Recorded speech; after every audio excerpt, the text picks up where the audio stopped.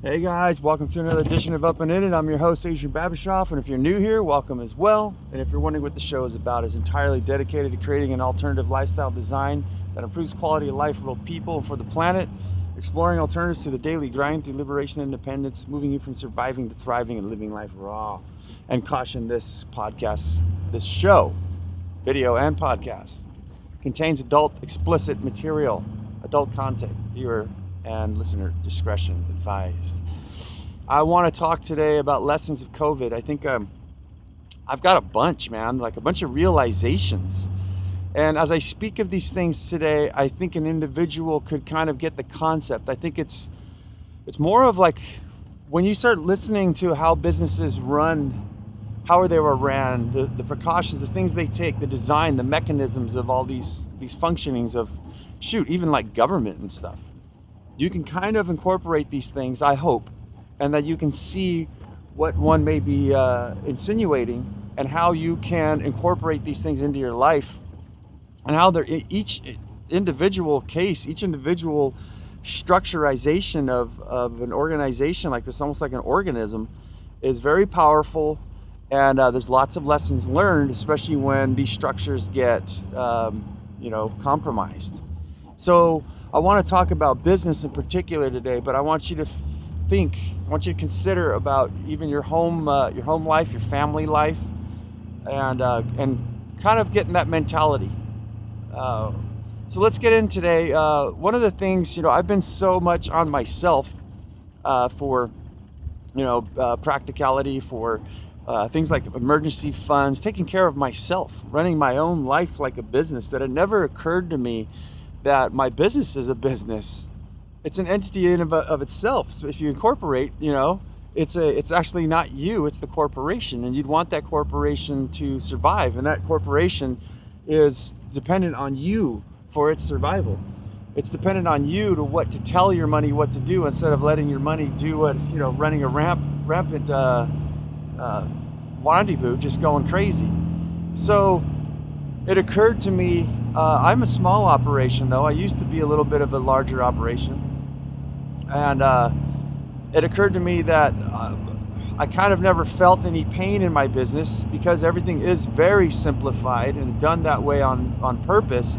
But I've always kept about $10,000 or so of working capital in my bank at any given time. For those of you who are new, I usually take off about 3-4 months every year, and I come back and I need money to get, to keep the cell phones going, gas in the car, materials, working capital, basically. So I've always had, basically, I guess, an emergency fund is what I'm trying to fucking say here for your business. This goes into a whole lot of things. I don't want to just spur off too much here, but I think that you need to come up with an idea of what it costs you to run your business, and under certain circumstances like this COVID-19 thing, where you're going to be shut down for 3-6 months, maybe even a year. I think it would be wise for employees to ask if there is an emergency plan and funds that, your boss is not going to tell you how much they have or what's going on. That's private information, but at least the peace of mind knowing, okay, well, there's something, and if you can let me know if the doors close, like if a crash happened, which could happen here, I'm thinking shit's gonna hit the fan. How could it not? I would be really, really, really, really surprised to see it not hit the fucking fan. Meaning, I give it to probably about another 6 months or so, and let's just see how well everything fares out. But I think it would be good peace of mind for an employee to know that, hey, there's something in place and here's the plan. And we'll kind of get a little bit into that if we've got some time today. But yeah, all the focus is on the self and not the business. Just to give you guys a couple extra cookies, I think I already did in my other show, was, my dog cost me over $8,000 to get an emergency operation. She had her stomach twisted. They had to literally cut her open, staple her stomach to her rib cage and try to save her. And unfortunately, she died, and that was a couple of months ago. That's why I've been kind of fucked up about it, man. That puppy took my soul with her. But yeah, and same thing with myself. I have a deductible of $8,000, I think $500 on my medical. Then the hospital pays the rest. there should be an emergency fund for those type of things. An emergency fund, $8,000 put aside for a pet in case it got hit by a car or something, if you really cared about it or that was something that was important to you.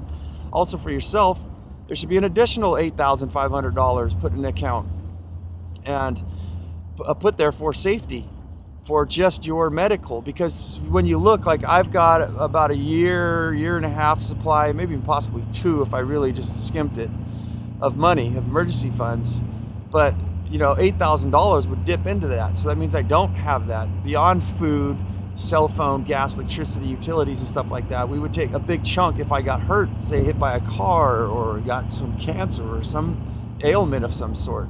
And I think it's really important, just like in a business, and I want to stray away from the business, but they're one and end of the same, is you never know what could happen. The number one reason for bankruptcy, one of them from what I've heard from a analyst, one of my clients I have, is that it's medical conditions. Somebody gets really sick, cancer, gets hit by a bus, can't work for 6 months, you know, a year, all falls to hell. I think your business has the same thing. There could be automation that replaces you. There could be a myriad of different things.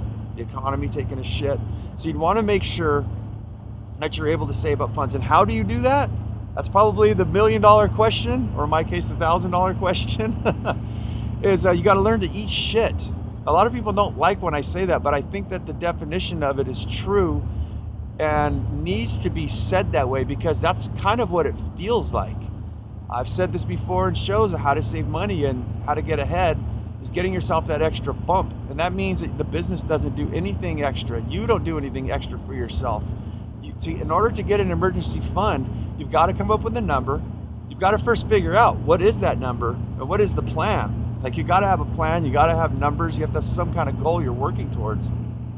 And the plan is very important too, because you will know how to operate within that plan with the money that you got, whether it's your business or your home. But today we're talking about business. So yeah, you need to bust ass and not go out, not do stuff, and as much as possible. To me, I get excited because my idea, for me, freedom for the rest of my life, which is the goal with my life's work, is far more important than going out to get a piece of pizza or hamburger or a piece of sushi when I can't afford it. Taking a vacation, I'd rather not even take a vacation. I'd rather just bust balls and get to the point where I've got, say, my $8,500 for emergency fund for whatever it is that I've got, and know that I've got it in the bank. Now I can rest. It goes into a savings account. You don't look at it, you don't touch it, and you know it's there. I also would like to say too, and I've mentioned this before, but it bears repeating, is the level of comfort that you feel. Talk about a fucking vacation. You're gonna look around and see other people, you know, buying boats and going out all the time, having a good time, but they're in the back of their mind, and maybe some people, they're just not too brilliant enough to know that shit could hit the fan, so they're not thinking about it till it actually happens, and then they're like, oh fuck, what do I do? And that's what we're going to experience here coming up in the next couple months, is businesses closing for good. It's already happening, and it's because there was no planning. And talk about a stressful situation, very stressful. Talk about a unstressful situation is when there's already a plan and there's money in the bank. And sure, you gave up part of your life to bust ass, to bust hump, but now you got the rest of your life, a whole reset button, basically a get out of jail free card. Well, it's not necessarily free, but it's there on the side. And you know, you don't even have to think anymore. Shit hits the fan, you already got your plan. That's what I'm fucking talking about in life and business and everything. And that's how, man, it really sucked eating shit.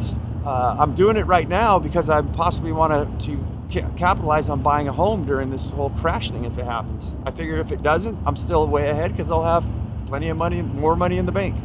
But eating that shit really sucked.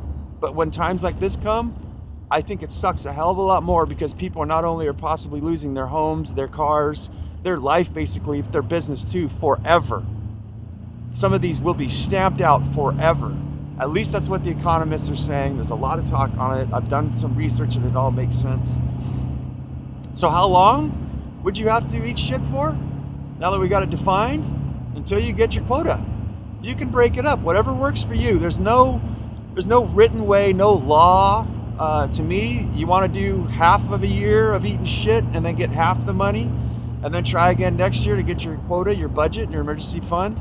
That's the way to do it. Give yourself a break. I, for one, prefer to get things behind me. I do not like having shit on my office desk. I don't like having clutter. I like to get everything out so I can free think and not have these side fucking thoughts going on. So yeah, you've gotta bust ass. You've gotta come up with a whole financial plan, or you do like I do, where you just bust ass so fucking hard. I think this is probably a good tip for a lot of people in the home and in the business. If you don't know how to budget and you're thinking you got to get a bunch of books and you got to get a bunch of shit to read and it's going to be a bunch of mathematics, it definitely does help to have that plan. Or you can kind of do like I did, where you just go down to the wire. You don't do shit. So this is simplified, right? And you just fucking stuff as much money in the bank as you can. You keep working and working and working. And all you got to really do is make sure that that number is climbing. Doesn't matter what that number is, if that's the road you want to take, but just keep going. Bean and cheese, rice burritos, you know, egg sandwiches, ham sandwiches, spaghetti, fucking for a week straight, you know, whatever you got to do to get that shit going. So I've talked about, a plan. Developing an emergency plan is it's kind of difficult. I think you kind of need to know that number. I know it's work, but you kind of got to figure out. I can give you guys just a couple tips, because this could be a show all in itself, I guess. But find out how much working capital you need. Same thing with a family. How much would you need for advertising? How much would you need for the average job? What's the most expensive job? If you're in construction, you had to overhaul an entire house, say roofing or drywall, paint, or whatever. What's the most expensive job you would need to pay for materials, liability insurance, things like that? Go through every little ghost expenses, all of the what's coming in, what's going out. I can't even think about it right now. Fixed expenses and variable expenses. Get that all down. Get a general idea of the best you can. And there's another tip I would say when you're saving money for something. Always add about another 10% on that, because there's so many things like the ghost expenses, as I explained, which is my own coin definition. Maybe I should explain a little bit. Ghost expenses to me are things like tires on your car, things you don't think about. Your cell phone breaking down, you know, and you got to go buy a new one. And if you're like me and you buy something good, it's $1,000 for a new phone. So things like that you don't see, that are breaking down through obsoletism or just wear and tear. So make sure that you incorporate like a 10% something into your design, into your emergency plan. So that's what I got on that.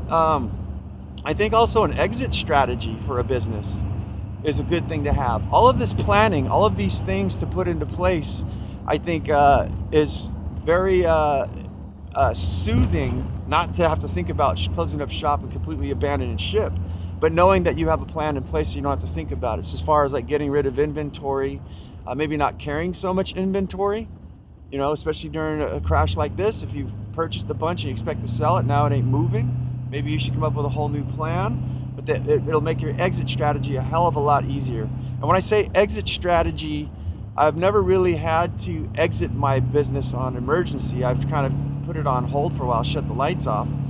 But I noticed when I was living in Oregon the second time with my family, I had an exit strategy. I had an amount of money. When I get down to this amount of money, then I got to boost out of here. So follow me with this. It was like there's enough for us to relocate, maybe back to California, get my business restarted, get everything up and running, and that's the number I've got that's comfortable. First and last on a place to rent, you know, those kind of things, which was a lot of money. So we ended up getting down to where it was like, shit, we're down to the emergency, the red flag, and it's time to pull the plug. And that's exactly what we did, and we built ourselves right back up. So I think an exit strategy plan for business and for relocation even of homes is, your living situation is very important. And to rebuild, start from scratch. Dude, you did it before, you can do it again. There was a couple of stories where some people committed suicide, very rich, well-to-do people, I guess they're calling it the Great Recession of 2009. And I looked at that, and there was really psychotic stuff where people, I don't even know if I should say this, but they took the lives of their own family members and then themselves over stuff like, what? Are you that embarrassed? Is that you're dying from shame, from sadness of like dude, you can always restart things. You did it before. In fact, you can do it better, I think, if you've been doing things right. If you haven't been a dumbass that's been, neglecting, educating yourself, the health of yourself, the health of your mindset, the health of your business. So rebuilding from scratch, I think, is definitely something possible. I think it could be in a better way. Sometimes when you knock the whole house down and rebuild it, you can rebuild it better, the structurization and the functionality of it, way better than you did when you first started. So something to consider, to ponder about too, and all these things I speak about is maybe get a journal and write down. I do it on my phone. I kind of write down my ideas of, well, where would I go? What would I do? What would it look like? How much money do I need? What would be the plan? A perfect thing to do when you don't know what to do with yourself. If you get depressed, especially like when my dog died, that's what I do, is I just get busy. I just start working on stuff. And for those exit strategy plans, I think I just want to throw a little last one in here for you guys, is like automation and machineries. And like just as today, as I'm heading to my spin farm operation, I've got a hose reel that costs $60. $60, what? Yes, it's expensive, but the way I look at it is every day, like yesterday, the hose reel I purchased broke. It was a cheap one. I went against what I said, buy good shit. Can't afford to buy cheap shit. And so I had to wind the thing by hand. It's all tangling in knots. It's sitting out in the sun, baking up. And I looked at $60. If I was to pay somebody, I don't know, it takes maybe 10, 15 minutes, I'd say, to wind that hose up by hand. If I was to pay somebody 15 minutes, every single day that I'm going to my spin farm operation to do that hose, in contrast to paying $60 for something that takes about a minute to reel up. And not only that, it protects the hose from being destroyed by the sun's harmful UV rays. It's working for itself. So basically, in a nutshell, I've got like cordless pneumatic nailers for my construction business. That means that I don't have to have a compressor anymore. I don't have to have long hoses. All I need to do is charge up a battery. I just grab and I go. And you start adding up all these things. 15 minutes here, 10 minutes there. The peace of mind of having that pneumatic nailer without a hose dragging on everything, knocking buckets and roofing tiles and boards over and everything. And problem is, don't lose it. You don't have a trail to go find it. But all of these things, my cement mixer for the spin farm, for mixing soils, that's what I do. Instead of getting two people with a tarp pushing something back and forth, there's one person. You stuff everything in a cement mixer. It mixes all my soils up for me perfectly.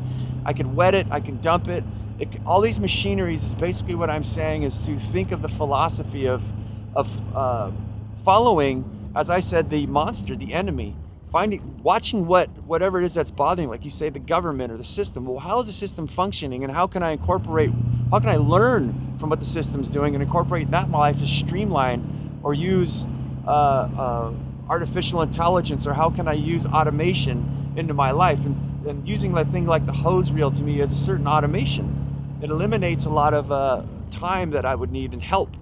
And therefore I don't need much people, because with all of these machines, all of these inventions and contraptions, my phone, I don't even need to write down notes. I can have dirty hands and just click my phone and go, hey, make sure we get a shovel, and everything's in. I don't need a notebook in my back pocket. Start systems thinking this way for your business's survival, for your own personal survival, so that you can start focusing on the right things of, say, how am I going to up my business? How am I going to stay alive?